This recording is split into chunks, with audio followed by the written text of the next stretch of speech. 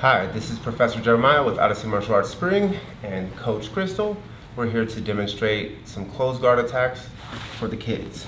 So, here's another one of our self-defense oriented and super effective closed guard attacks, the overhook triangle. I'll do it first and break down the steps.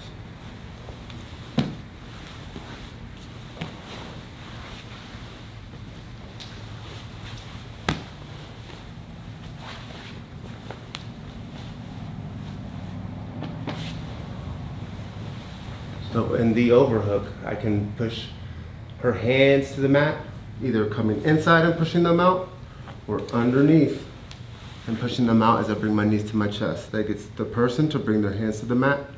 From here, I'm gonna find my overhook. With the overhook, my wrist comes up by her armpit, and I'm pulling up on my elbow when it's no gi.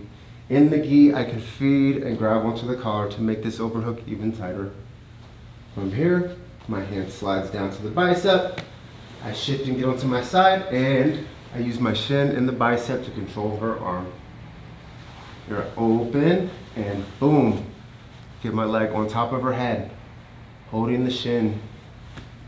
Now, from here, I'll slowly start to change my angle. If I can't lock all the way, I will bridge up, bring her arm across. Once again, her finger points the way that I need to bring my body. I can scoop under the arm, I can push off of the ground, I can push off of her body.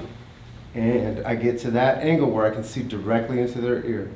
I let go of the triangle so I don't choke Coach Krystal out as I describe the steps. Now for the finish.